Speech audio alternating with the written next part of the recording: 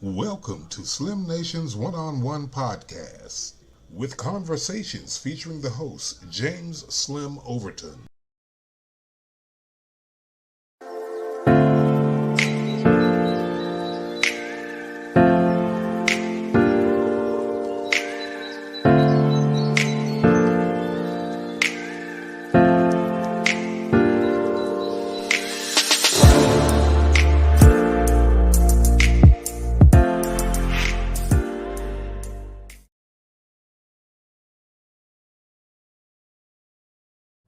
Well, good morning, everyone, and welcome to the Slim Nation's One-on-Ones podcast. I'm Slim Overton, of course, and we're here, and I have a special guest with me this morning, and someone that we met through another show, the Portsmouth Coffee Talk. A few months ago, we were talking about regionalism, but I have with us a new friend of mine, the Honorable Tina Vick from Newport News, City Councilwoman from Newport News over on the peninsula. And she's here to have a one-on-one conversation with me this morning. And she is, of course, I said she's a city council person. And she went to Homer Ferguson High School over there in Newport News and also Virginia University, Commonwealth, I said worth. Commonwealth University in the city of Richmond, not too far from my famous alma mater, Virginia Union, the Virginia Union Panthers. And when I was there in the 70s, it used to be a big rivalry, basketball rivalry between the two schools. The games didn't mean much. They were in different conferences, but it was like an inner city thing. And it was a big thing back then. So we spent a lot of time over there at VCU. Didn't have a car, so I had to walk over there. But sometime when you're young and some of the ladies are over there, you do what you you do what you have to do. But anyway, that was then.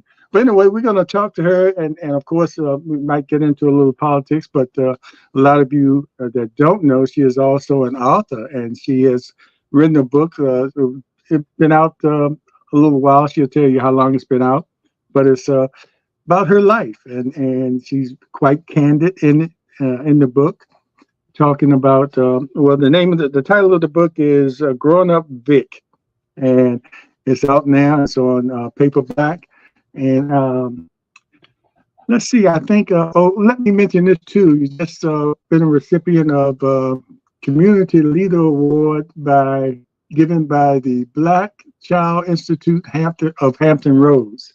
And that was recent, maybe in the last couple of weeks. Am I correct? Yes. And one of our co-hosts, Leah Drake Stitz, was one of the recipients along with you there as well, as well as some other people there. Yes, Definitely. So let's talk about your book, and everything comes together. You know, everything is about politics, and maybe we'll get into that a little bit, but. What quite interesting book. I had a chance to read it and kind of scan through it, but I started out reading word for word, and then as time went on, you know, I scanned through certain parts of it, but I got the gist because a lot of what you talk about in certain areas of it, a lot of people are going to be familiar with.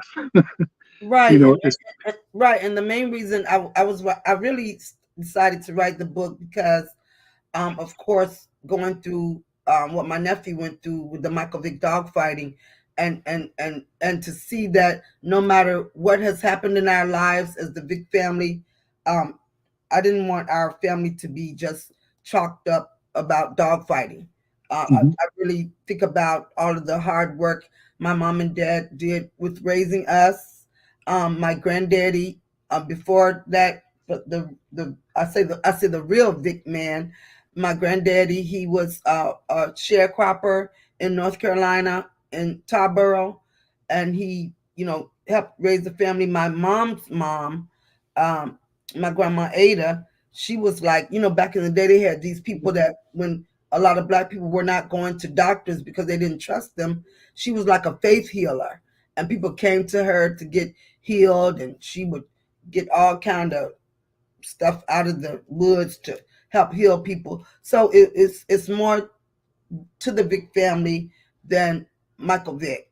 And I talk about, even if you talk about him, about how we were raised, grew up in poverty, but we always knew that we were going to work hard to be able to provide a better life for ourselves. So it was a hard task to write the book because, as you may know, I'm a talker. So when you have to write, you can't keep talking. Yeah. So it was difficult for me to really go back to streamline, and plus the excitement. It was so much excitement with my nephew, my sister's, my youngest sister's son, Michael Vick, the excitement of what happened to him, because we didn't think any, we knew he loved to play football, but we never thought it would get to the point of where Michael Vick has taken our family. So just to be able to share the excitement of being blood related to such a such an amazing athlete and a good person, my nephew Michael Vick. Yeah, well, it's interesting, and you're a city councilwoman over there now in Newport News, and let me give a shout out to my brother who's watching, Ronald Goodrich, out of Pennsylvania. That's Parisburg, Pennsylvania. Hey, Ron. Hey, But Ron. anyway, well, anyway, when I have these one-on-ones with people and authors and people that are in politics, I always go back to, it's something early in their life that sort of encouraged them, to be the person they are today. And in the beginning of your book, and we're not going to tell it because we want people to buy the book and read it themselves. But in the beginning, you started with your young childhood and how you had a zest for reading, and doing your homework and just excelling in school. Because was it because you knew back then that was the way to? Because you talk about your humble beginnings, your family and your brothers and sisters and mothers and fathers, and I guess. Did you know back then at a young age, that was the way that you probably could get out of the Poverty. situation you all were in, Right. or poverty, if you want to Yeah, call it that? that to me, I don't know where it started. Oh no, I know where, because I was always, we spent the majority of our time growing up in public housing. So, in public housing, they always have some type of organizations to help you better your life. And I was just one of those kids that I loved going to meetings.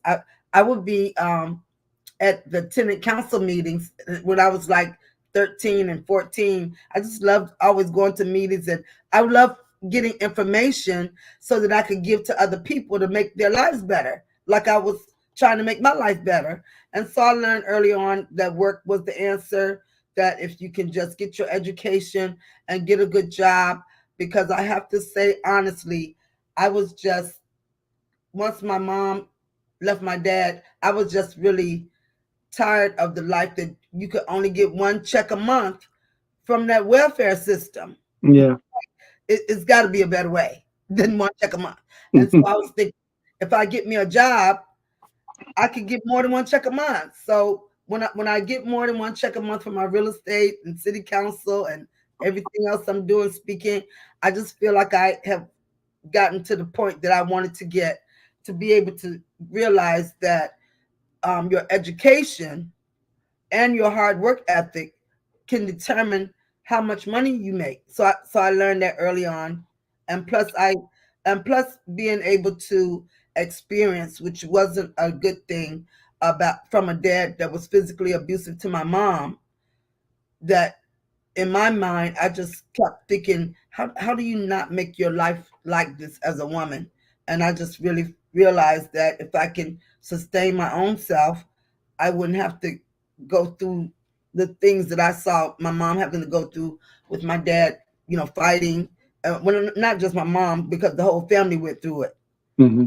You got that stuff going on in your house on the weekend. That's why my life is very happy on the weekend now, since I have my own place. I didn't want that going on in my house. It was almost like a normal thing back then, Right. until you all got away. And even though it was humble beginnings, and those times were kind of horrific, dealing with, especially if it's a relative, that's causing havoc in the house.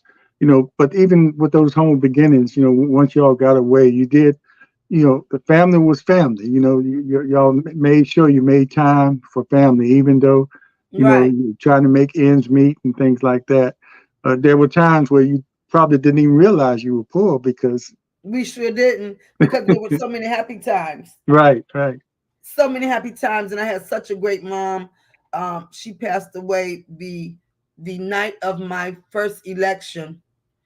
We were having her wake, so she really never got to see me in office. And Wow. so, What? but she did tell me because my first election, I had two opponents, and I was telling her before she passed away, a few days before she passed away, I was like, "Ma, you know what, Ma? I don't know if I'm going to win." But and I was complaining about something. Because I had two opponents, and one thing she was from North Carolina, so she kind of sang when she talked, and she said, "Well, you are going to win because all those smart brains you got in your head." Because I always love to read, so she called me her smart brains child. All those smart brains you got in your head. So I ended up on the night of her wake, winning the election. But she never really got to see me in office. That's always very sad to talk about. Yeah, because wow, two different emotional experiences. Getting your first election win and your mother passing at the same time. But Right, let's go back. and plus she was the type of person which was also led to politics for me, because since I was a child, we always got up early in the morning and talked about issues on things that were happening on the news.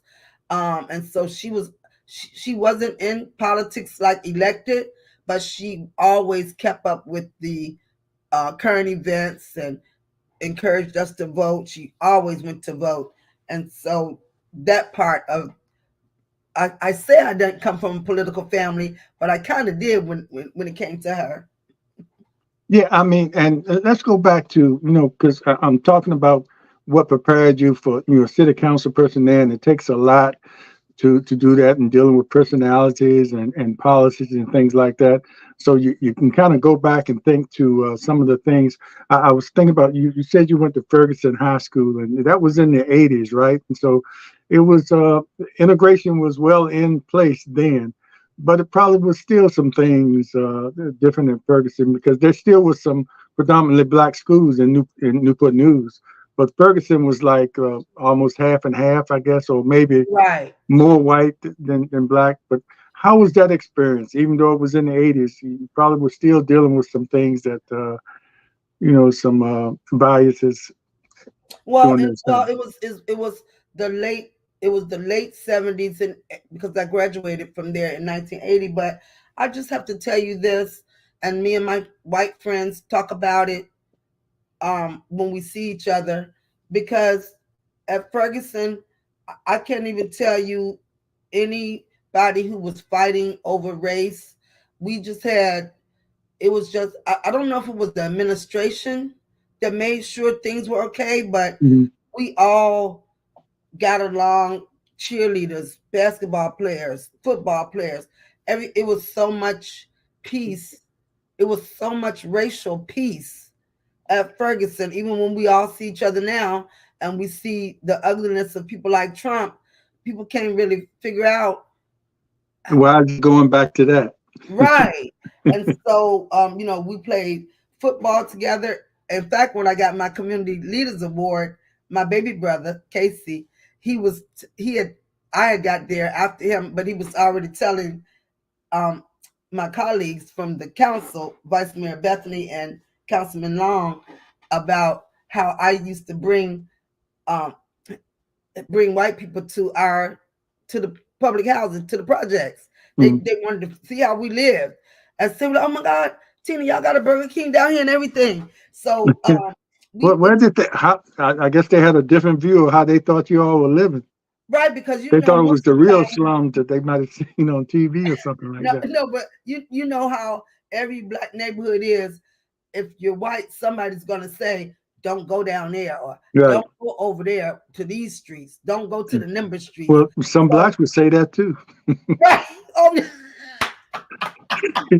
I mean, to be honest, it depends on where they grew up. They would say, "Hey, don't go down there." But anyway, I follow you. I just had to throw that in. But go But ahead.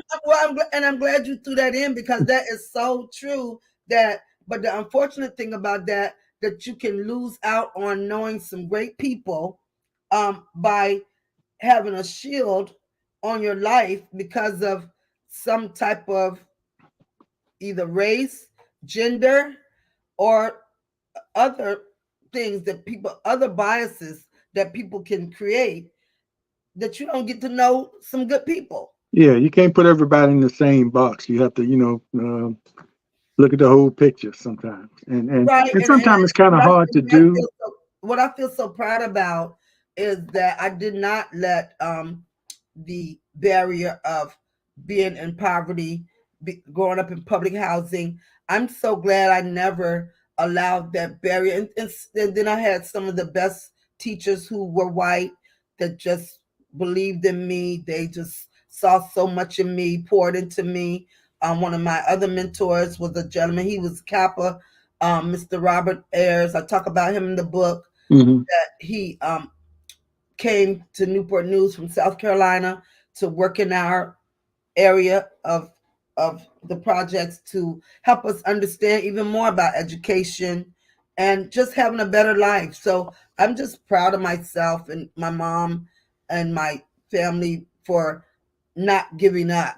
Like, to me, that's part of the message I want from the book, that no matter what labels people put on you, you just cannot give up. You Right. have just got to keep working and shaping and make a better life for yourself. Because when I ran my first election, the Michael Vick dogfighting was going on, but hey, I was able to beat my opponents and win. So you cannot ever act like just because you came from a place that people look down on, that you cannot supersede the expectations or lack thereof that they have. Yeah, because even when you were running, people tried to put that tag on you when they introduced you. You said Right. introduced you on the news. They said Tina Vick is running for city council, and she's the aunt of Michael Vick, and who's involved in the dog fight. Like that wasn't even necessary to add to it, but Oh but my God. that's But what wait you a had to minute. go through. But as a candidate to be able to see that, I have to tell you, because in my mind, I'm thinking, yeah, I'm qualified. I've been in the community as a teenager, in my 20s, working with pregnant teens to help with former Governor Chuck Robb's wife, Linda Robb, to help eliminate the low birth weights in the state of Virginia. And so in my 30s, I'm working with juvenile offenders, trying to help them understand, look, y'all, this crime is not the way to go. That job took me out to New Orleans.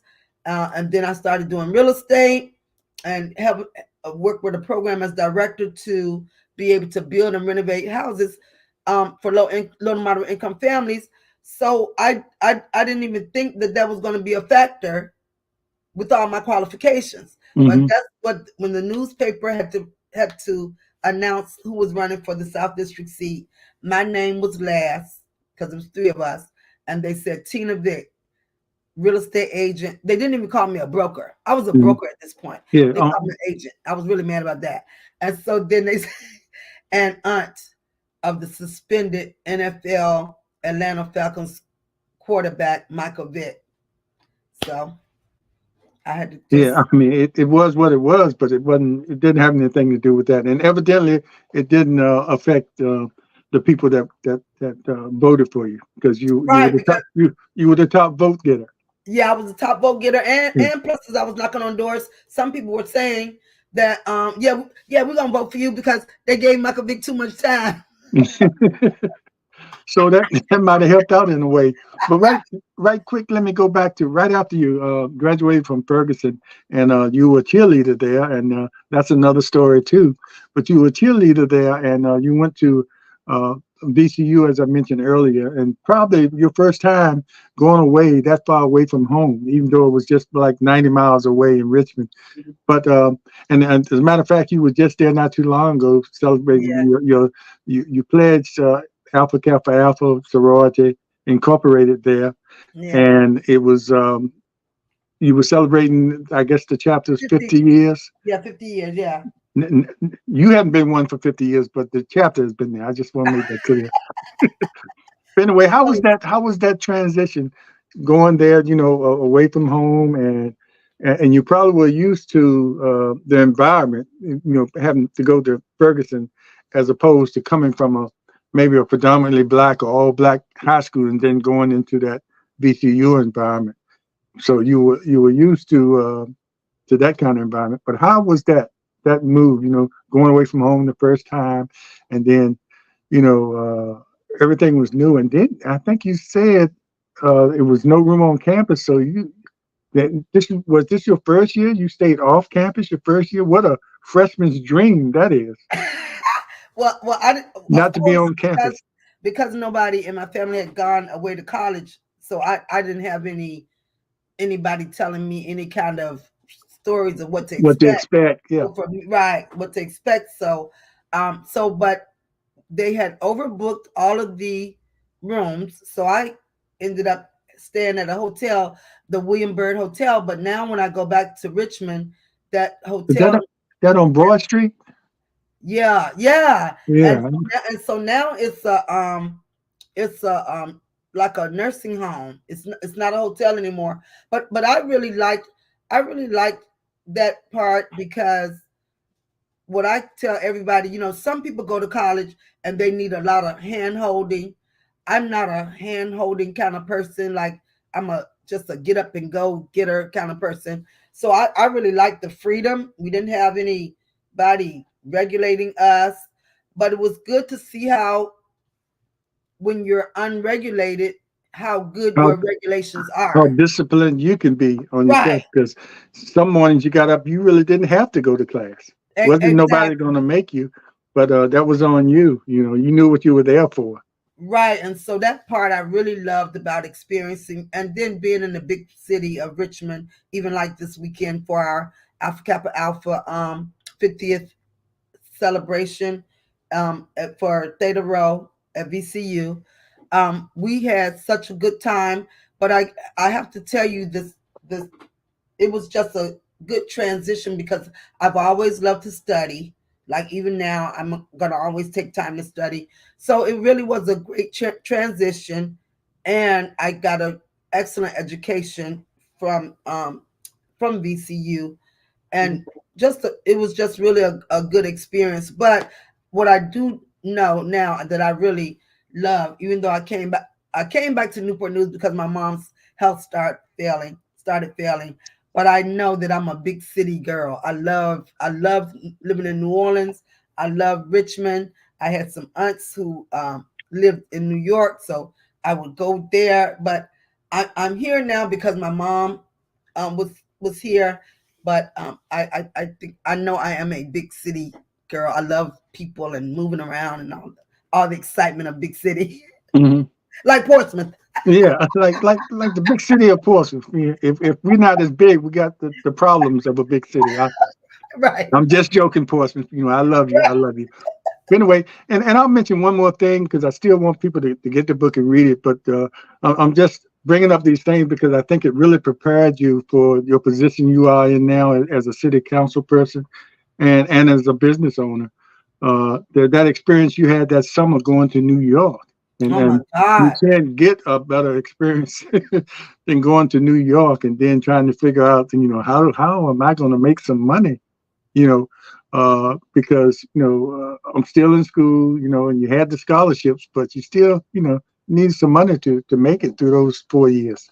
Right, but I think the biggest thing about when I went to New York is that when you really are from the South, where you have a life that even before us, when people went to sleep and didn't have to lock their doors, you didn't have to lock your car doors. But to go to a big city like New York and then eventually New Orleans, where you have to always try to overthink the doggone criminal, that Yeah. was crazy. That you got to make sure everything locked. They even when I was in New York, because I was driving my aunt's car, but they even had a little saying on the news that when you get in your car, you hurry up and lock the doors. Mm. So all of that extra overthinking that you don't get when you're in a small town. Um, you had to activate your overthinking because Yeah, and you had to learn quick because you were just there for the summer, so you didn't have time to figure it out. You just had to react or be proactive. I'll put it that way.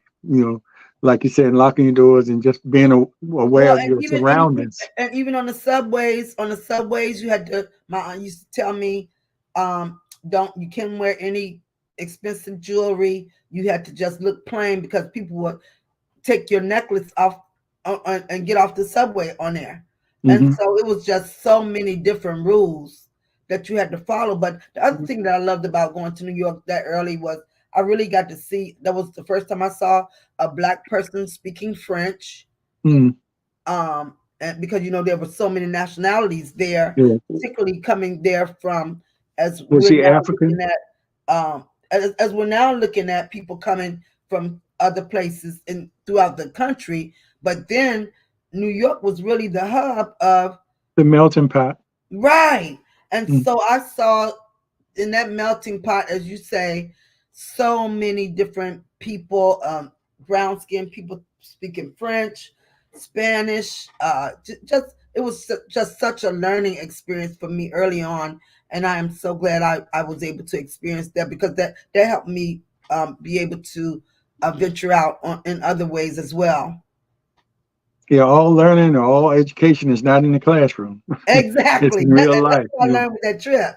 It's Yeah. not in the classroom. Yep, and prepared you for what you're doing now. So when did you decide to? And you were already active, and you mentioned about at a young age you were going down to city council because it was something that interests you. But that didn't necessarily mean that you wanted to be a city council person. Because you did a lot of things before you even got to that point where you said, "I think I'm gonna run." Was it people that encouraged you, or an opportunity came? What was it that made you decide? I think I can do some good in this position. Well, I think it was, of course, the gentleman who was in the seat before, because our city runs in districts, south, central, and north. So And how I many how many did okay, you just mentioned South Central and North. So it's three seats up there that you run out of the place that you live in, and the rest of the exactly seats are at large. the mayor is at large in Newport Only News. the mayor. So and it's seven councilmen, right? And so it's six people It's up there six, representing yeah, districts, yes, individual districts. yes, Okay. 6 council people and the mayor. The Like the mayor, boroughs the of New mayor's York. seat in Newport News is at large. Everybody else running their whole own district, which I love it like that because you Yeah. get to stay more focused on the needs of your district.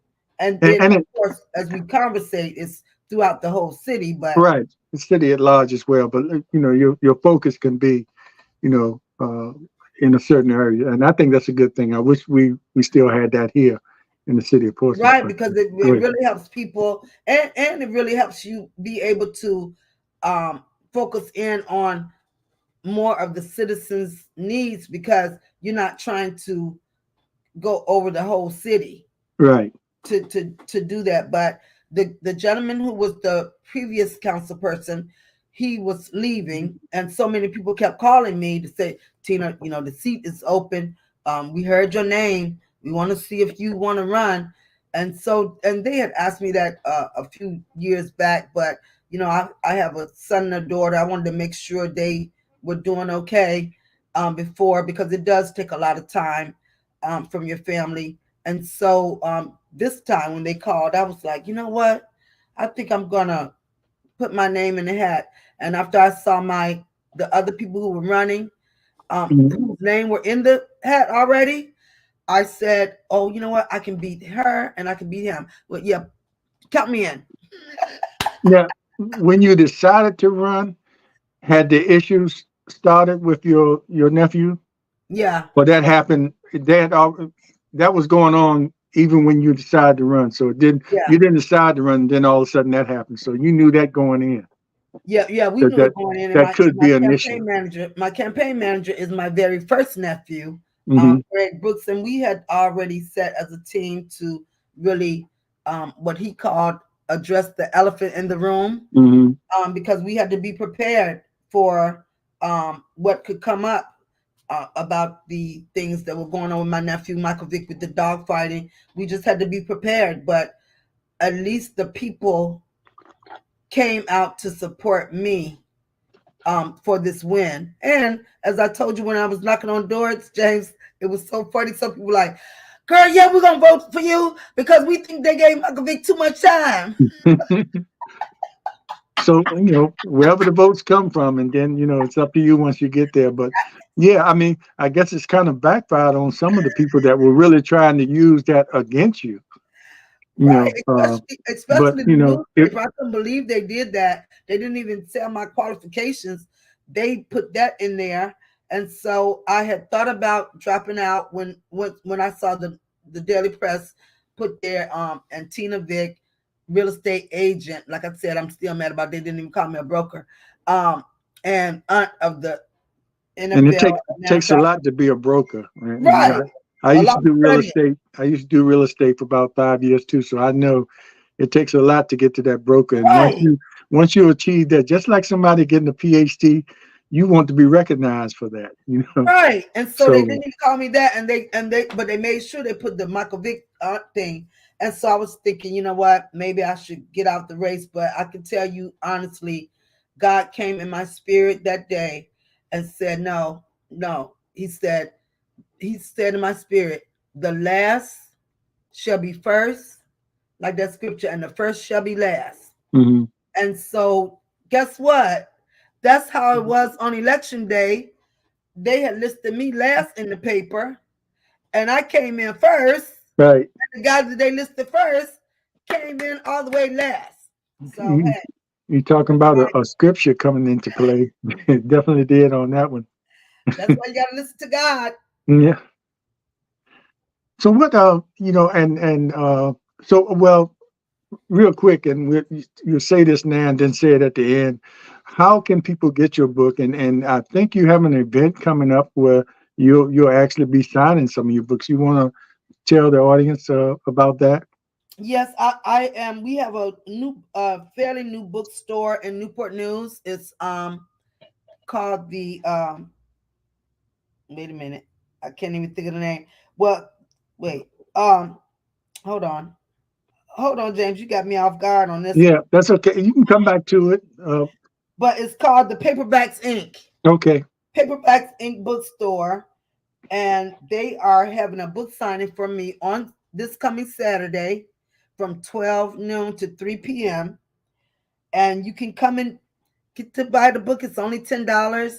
I'll be able to autograph it for you. You will love the stories of knowing about my family and the stories and lives that we lived as the Vick family here, growing up here in Newport News with my mom and dad roots from North Carolina. My dad was from Tarboro. My mom was born in Edgecombe County. They were both children of sharecroppers.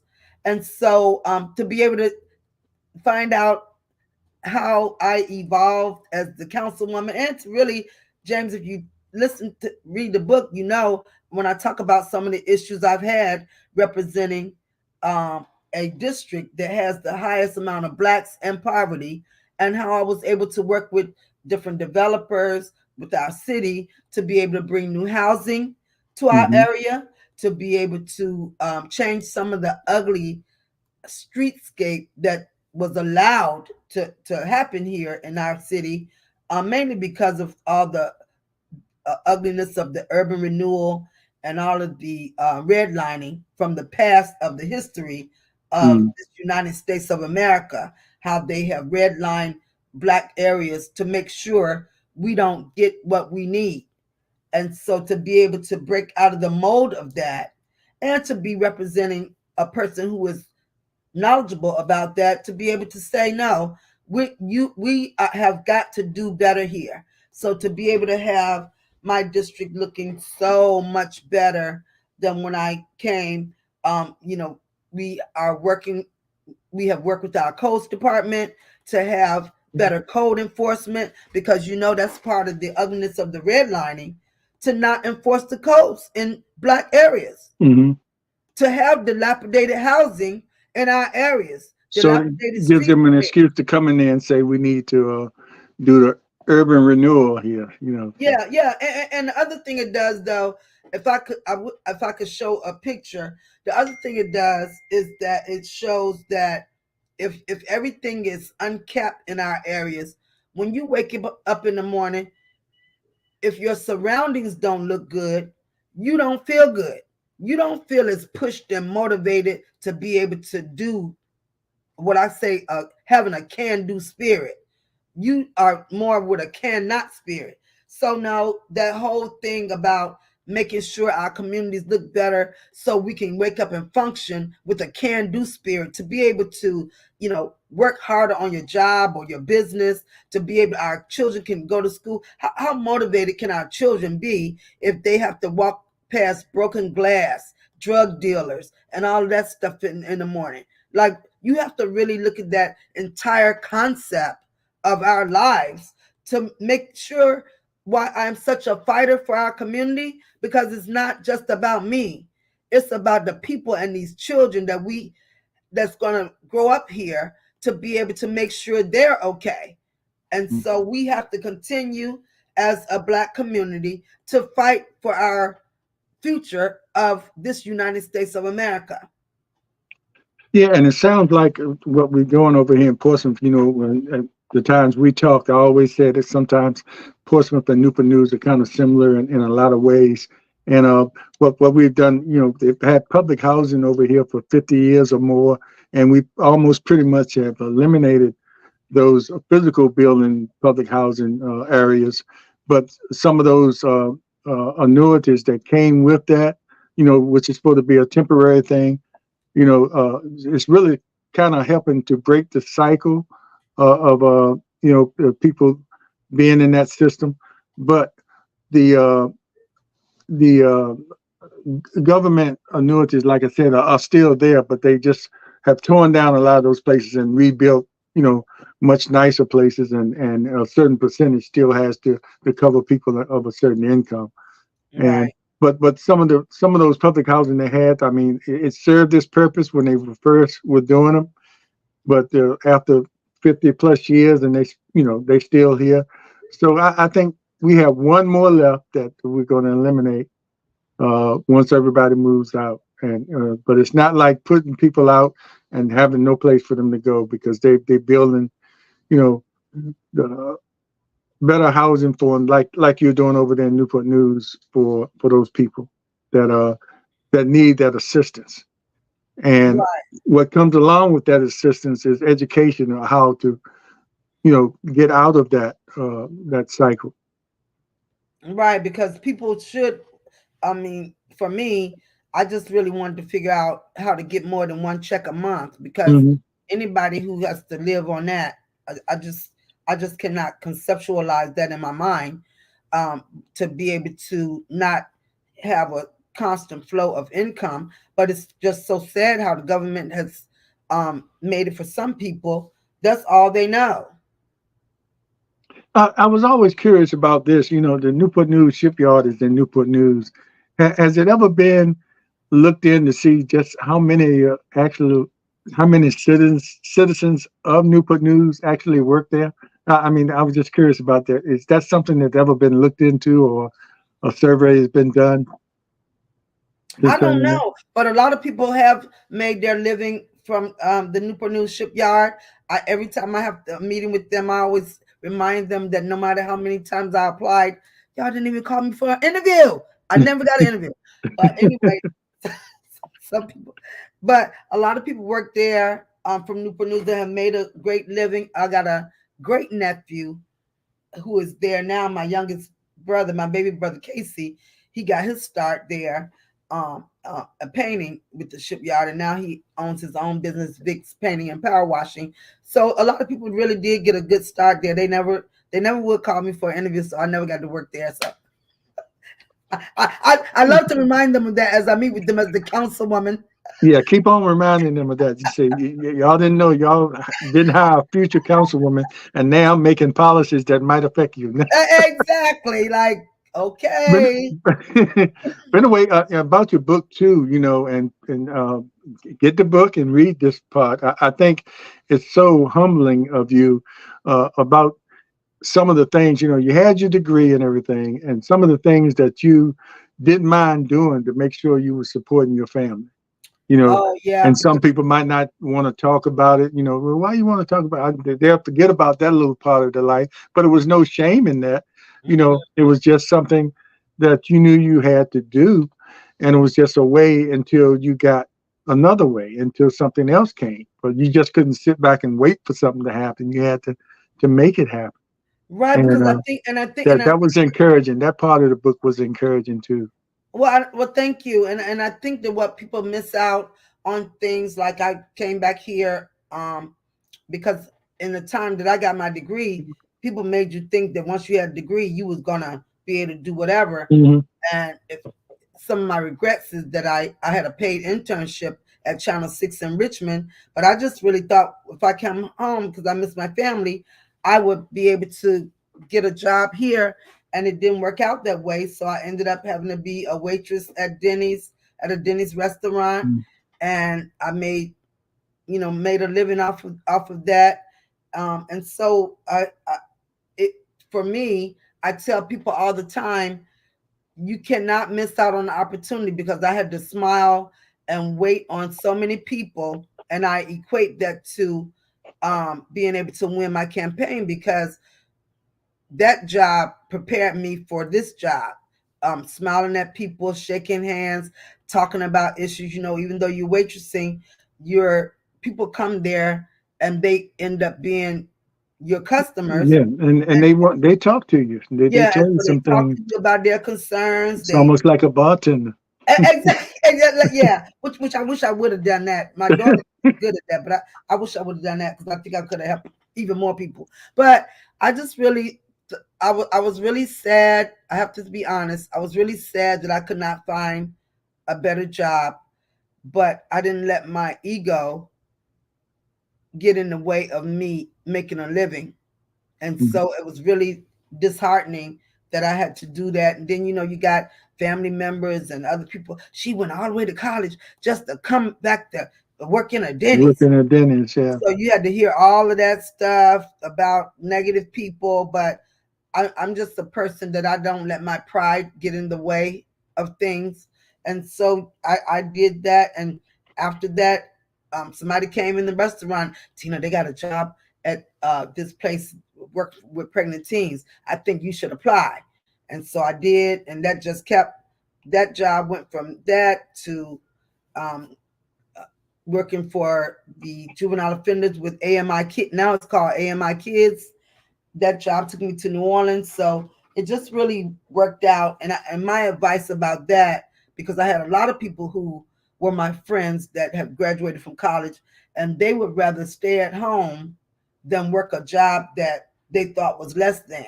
But Hmm. for me, my message from that is, working in that Denny's with the degree, just get out here and work whoever hires you, because you never know who you're gonna meet Right. to connect you to somewhere else. Yeah, because and you had a degree. Your degree was in communications, but had a concentration on public relations, which I thought kind of that was kind of cool because now you're a city council person, and public relations is a part of what you do, Right. and your education, your degree, and that life experience couple. I mean, that's a great combination in order to be prepared for whatever you want to do in the future. So, Right. like, And I think the biggest thing about the mass communications piece is that we had to learn to be great writers. So even as I was mhm, on director for the Peninsula Community Development Corporation, grants and we were awarded um, 3 grants under my leadership, mhm, because you get the writing part all the way down pat. And so once you're able to write grants, we were able to write a grant to be able to start a deconstruction company under my leadership, to be able to hire 18 to 24-year-olds in an area that's impoverished down here, because trying to get those young people to know about work, because when you come from an area that most areas that have the highest amount of poverty in these times, there's usually not a daddy around Mm-hmm. to be able to help these boy children become men. Mm-hmm.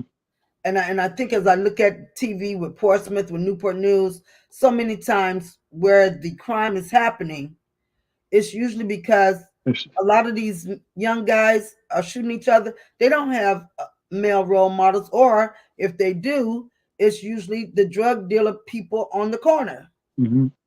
And, That and a they're lot of learning times that can be the root causes of right some of the problems that they are having, in our communities, right? So and so so that's so where for you need to me, concentrate I, your efforts. yeah, so to me, I think it's so important as we're looking into the future of empowering our kids, to make sure that they are, putting the guns down, is to really teach them early on about how they're supposed to live and be able to be educated and stand up to be a man, to be able to take care of themselves and their families. Oh, yeah, and I forgot to mention this too. Shout out to Dr. Kalita Fairfax, who was at that 50-year event. She's one of our on Portsmouth Coffee Talk. She's one of our guest hosts, Oh, and she comes up there quite a bit for different areas when we're talking about social work or something like that, or history. And she's a good friend of mine. I saw that she was one of the speakers there, or something like that. And she's your soror, so of course. yes, But indeed. But she did a power. I got to tell you, I've been to Norfolk State to her class, so I already know she's a powerhouse. mhm. But she really blew the top off of that, our AKA 50th anniversary, with everything and with the bench ceremony, because we were able to get a bench with AKA on it. But Mhm. she blew the top off of that. Her speech, everything was wonderful. Yeah, yeah. I almost. I'm just glad I know her. Yeah, I just had to mention her because we feel very blessed to have her when she comes on, and Yes. certain issues that we talk about. She comes on, and anytime we ask her, and we use a lot of those professors from Norfolk State, to come in and give us some expertise. I think it's important, and I always say that sometimes our cities should, a lot of times the cities go and get these big companies from out of state to do these surveys, maybe in our do a report on poverty in our neighborhood, and they come in and just ask us questions, and then come, and we have these departments over in our colleges, social work, which and psychology, and Dr. Ernestine Duncan is another one we use on here, Department of Psychology, where they study human behavior. So go over there and go to these colleges and use some of them for some of these studies, and give them some money. It might not cost as much as some of these big companies that come in. I'm not putting the big companies down, but in But some of we're these, talking reality. yeah, some of these studies that you might want, you can use, and it gives those students an opportunity to do research work and things like that. And you probably will get the same or better results. Especially with that Dr. Cassandra Newby Alexander. Yes, Oh my indeed. God. And Yes. I know she probably thinks I'm some kind of groupie, because every time she's somewhere, I'm there. You're right there. Because I love with her and Dr. Kalita Fairfax, those are the two I've heard the most. But Yeah. just their expertise, just like you're saying, James, we don't have to go anywhere. Yeah.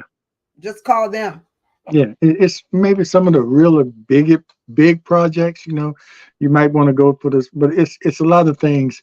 And if it's like the city of Portsmouth, sometimes we do those big projects and we just put it on the shelf and it sits there. But Right, and that's a, then with me, I that's how I stay connected to Christopher Newport, because whenever they start talking, you can tell whatever time they start talking about either poverty or what they call me about.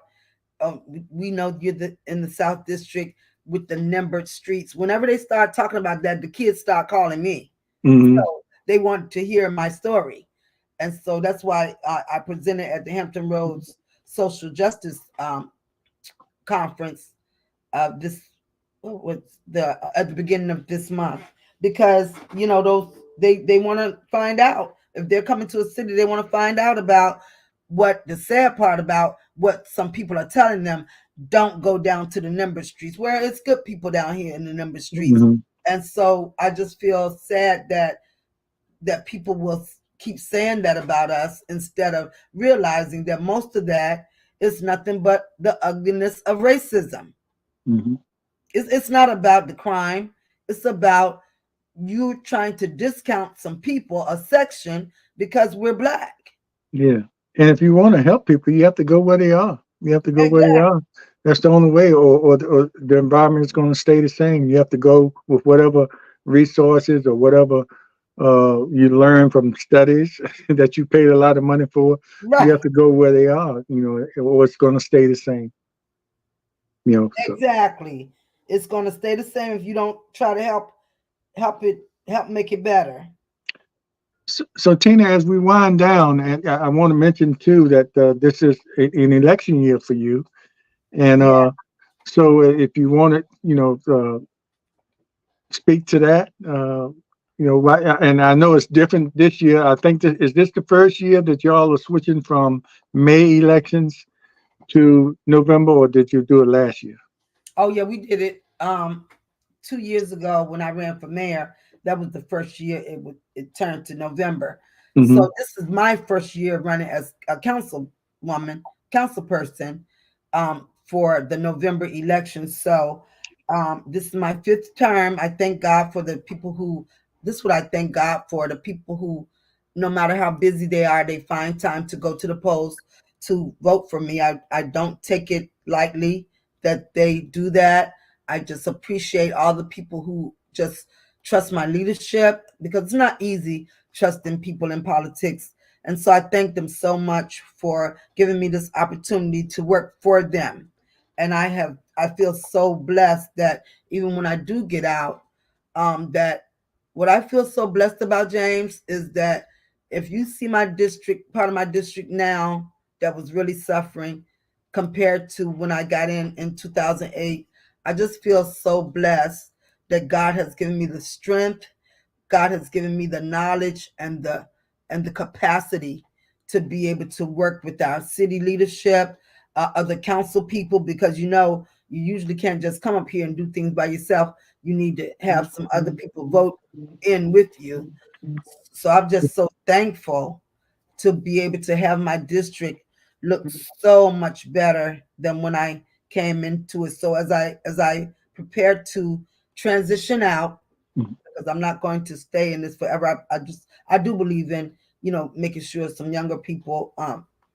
I will be glad to advise them, but I won't continue. But after this, I would really want to do something to help govern some agencies that help people lives become better. And so I just really and to give some young people a chance. But I'm so glad that God has blessed me to be able to get so much done in my district and throughout the city of Newport News, and I feel real good about that. Yeah, and you seem like the person that's always ready for a challenge, and it sounds like you don't want to be a 20 or 30-year politician that might stay a little too long, but Right. you come in there and do what you can do for your constituency, and move on to the next challenge and give somebody Exactly. another opportunity. Sometimes we stay a little too long. I know. It happens in sports as well. Sometimes we stay a little too Right. long. You go out and all the people remember that how you were before you The left. bad But part. yes, the bad Right. part. Forget all about you broke all those records when you first came in. So Ex- Exactly. So yeah, I yeah. want to do that, but I hope everybody can come and join me on Saturday at Paperback Ink on Warwick Boulevard, 9600 Warwick Boulevard, and get my book. I get a chance to talk, we can take some pictures, and have some fun and talk about growing up there. So anybody that can't be there, I noticed that the books are on Amazon. Yes. That's one way too. But it's good if they can get them from you because all the money goes to To you. me. Yeah, and plus, they can get that autograph. Exactly. And That I get a signed chance to autograph. talk to some people, as you can probably see. I love talking. And Yeah, so they can get a chance to talk to me, take a picture. I have my books and some bookmarks. And so we'll be able to have a good time. Paperback ink. right, right. Okay, Tina, I really appreciate you, and thanks for coming on and having a conversation with me here on the Slim Nation One-on-Ones podcast. And we look forward to having you back on here, as well as on Portsmouth Coffee Talk, as we have those panel discussions, and we'll do some more regionalism talks. And I like the part when you came on, and we had Jimmy on from the vice mayor of Hampton, right. Hampton, Jimmy Gray from Hampton, and we talked about the regionalism and trying to connect the South Side with the Peninsula a little bit more, Right. even though you all are meeting, but we want the citizens to be aware because, it's the travel is easy. It used to be, from Portsmouth to call to Hampton used to be long distance. Right. Yeah, and what was it? What was it? CMP? Was it the Yeah, CMP? yeah. CMP, you had to pay for calling your relatives in Hampton, but now the connection is all there, and it's easy to get to the peninsula, and people just ride over there every day. So you need to be aware of what's going on over there. Well, Yeah. but I'm glad you brought that up because even when I was in Richmond at VCU, it was a long distance call, Mm. so it wasn't like now cell phones you could pay. Yeah, cell phone you have to worry about. Yeah, I can remember. I had when I was at Union, I had to do collect. Right. I didn't have didn't have anything to put in that phone, but Right. anyway, but that's the way it was back then.